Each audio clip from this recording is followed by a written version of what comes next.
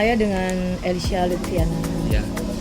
Oh baik, kalau boleh Ibu bekerja di bidang apa ya sekarang? Maksudnya itu mengurus usaha apa ya sekarang? Usaha yang kami tekuni sekarang ini di bidang properti. Oke. Bidang properti villa ya, Hospitality.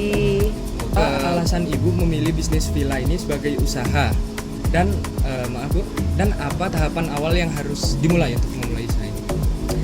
Alasan untuk memilih bisnis di bidang properti ini, satu, kita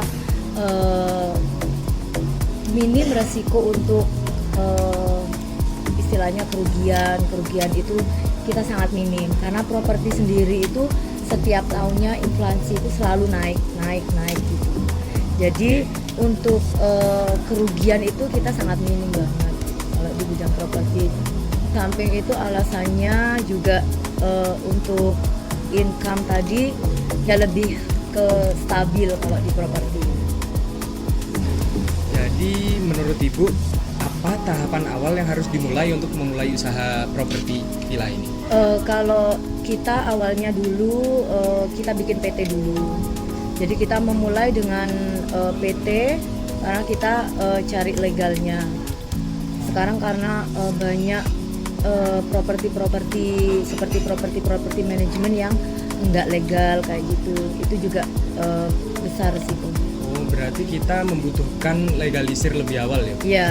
Kalau dari struktur kepemilikan villa ini dimiliki oleh usaha perorangan atau suatu UMKM bisa dibilang? Kalau kebetulan yang kita pegang semuanya itu milik perorangan. Jadi bukan suatu milik apa namanya? Suatu usaha, suatu PT? Ya PT yang seperti kebanyakan sih perorangan. Perorangan yang kita manage di dalamnya itu udah kita yang semuanya itu responsibility seperti pengurusan semuanya, izin segala macam itu kita yang ngurus semuanya. Model bisnis dari villa ini business to business, misalnya dari perusahaan Ibu ke perusahaan lain atau dari perusahaan langsung ke customer? Dua opsi. Jadi perusahaan ke perusahaan, langsung dari perusahaan kita ke customer, kita jadi ada beberapa marketing seperti itu. Jadi ada beberapa market seperti offline dan online. Baik. Metode yang dilakukan untuk pemasaran itu yang digunakan untuk menarik pelanggan itu apa Bu? Kayak platformnya yang dari online ataupun offline gitu? Kalau yang dari online kita lebih ke yang paling kita tonjolkan itu kita ada website yang dimana market kita itu di Europe. Nah dari situ kita lumayan banyak dapat customer dari sana. Dan kebetulan kita juga ada agency juga di Europe yang memang marketnya untuk market PT kita. Lain ada juga seperti Airbnb itu untuk villa daily, itu lebih ke Airbnb, villa daily sama monthly. Tapi yang paling banyak itu villa daily itu masuk ke Airbnb sama booking.com. Ya sama Expedia. Pas Ibu pertama kali melakukan usaha ini, memulai usaha ini, modal awal usaha itu diperoleh dari mana? Maksud saya itu dari merintisnya itu dari mana diperoleh? Awal mula sih kita modal memang nggak terlalu besar sampai akhirnya akumulasi dan akhirnya bisa membeli properti sendiri seperti gitu atas nama manajemen sendiri. Itu ya kita dari tabungan. Awalnya kita menabung, memang berencana untuk memulai bisnis properti ini. Karena dari ibunya pribadi mungkin atau dari perusahaan ada nggak kayak strategi khusus yang digunakan untuk meningkatkan keuntungan?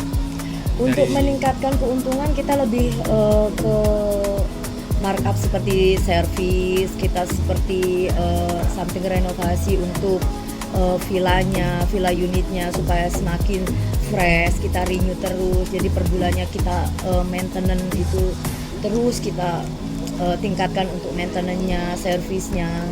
Jadi dari mulai itu untuk meningkatkan seperti penghasilan juga, karena kan kita bisa menjual dengan nilai tinggi dengan kita maintenance well maintenance, kita maintenance dengan bagus, itu bikin omset kita juga jadi tinggi karena dari maintenance sendiri menarik seseorang untuk melihat properti kita beda dengan yang lainnya seperti desain, furniture. Kayak meningkatkan value dari villa tersebut ya untuk Iya. mendapatkan harga yang lebih tinggi juga, Iya. harga jual yang tinggi. Harga jual yang tinggi dan quality bagus gitu loh, di atas dari rata-rata yang ada. Oke. Kita lanjut ke pertanyaan selanjutnya, itu di setiap kita memulai usaha kan pasti ada tantangan Bu, ada kayak cobaan-cobaan yang Iya. harus dihadapi. Nah, selama Ibu menjalankan usaha villa ini, tantangan terbesar apa yang pernah dihadapi? Tantangan terbesar yang pernah saya hadapi sampai saya laporkan ke Polda itu adalah kita dapat customer dari UK, itu ada 5 unit properti, dia satunya untuk freehold, yang keempatnya itu untuk leasehold dan monthly dan yearly kayak gitu. Cuman begitu transferan masuk itu kita nggak ada uang yang masuk di account, cuman bukti transfer. Ternyata diusut itu sampai kita nunggu 1 minggu, 2 minggu, 3 minggu, 1 bulan, itu uang nggak kunjung tiba di rekening, nggak sampai. Ternyata itu kita kena seseorang itu yang memang big scammer dari UK. Jadi scam ya. Iya, itu tantangan terbesar kita, termasuk kerugian segala macam itu di situ memang kita ya lumayan besar kerugian. Oke, baik. Dan cara mengatasinya dari masalah itu untuk sekarang sebagai evaluasi itu apa? Bagaimana? Selain kita lebih berhati-hati, semua marketing kan di villa kan ada marketing, ada seperti reservasi, marketing online seperti itu. Nah, jadi kita kasih arahan supaya untuk ngelihat transaksi dengan detail dan langsung cek. Tapi kalau dari luar negeri, setelah kita diberikan transaksi bukti transfer saat ini, kita nggak bisa langsung ngecek uang itu ada di rekening kita harus nunggu 3 hari kayak gitu, baru masuk di account kita. Tapi untuk kita ngelihat sukses transfer itu sama yang fake, yang bohong sama yang asli itu hampir nggak ada bedanya. Jadi harus teliti lagi ya. Harus lebih terutama teliti dalam transaksi uang. Iya, transaksi lebih diteliti lagi karena banyak sekarang ini payment pakai itu koin seperti itu. Kripto ya. seperti itu big risk sebetulnya. Perusahaan marketing villa manajemen hospitality sekarang kan banyak sekali ya Bu ya. Iya. Yang di Bali itu banyak sekali. Nah, cara menghadapi persaingan seperti bisnis tersebut itu bagaimana Bu? Terutama sekarang kan udah banyak banget.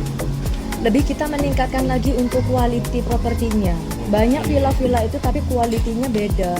Jadi kita lebih ke quality design, furniture, seperti bed, seperti wardrobe itu lebih kita beda dari yang lainnya gitu. Jadi desain seperti ada kalanya kan villa itu yang old design. Itu marketnya ke Europe, ke Holland, something like that. Saran Ibu bagi pelajar atau pemula yang ingin memulai usaha di bidang properti atau villa dengan baik dan benar. Kalau saran saya bagi pemula itu otomatis modalnya sangat kecil kan bagi pemula. Jadi kita pertama belajar marketing dulu. Dari marketing itu kita dapat keuntungan, kita kumpulkan. Dari pengumpulan keuntungan itu baru kita mulai untuk sewa rumah. Di situ sewa rumah kita renovasi. Habis itu kita market lagi. Di situ akan mendapatkan double, triple, bahkan berlipat-lipat. Bahkan keuntungannya 100%, 150% seperti itu. Jadi saran saya untuk pemula ya kita ya seperti itu. Oke, baik. Dengan modal yang kecil, Ya, dengan tetap bisa berjalan. baik.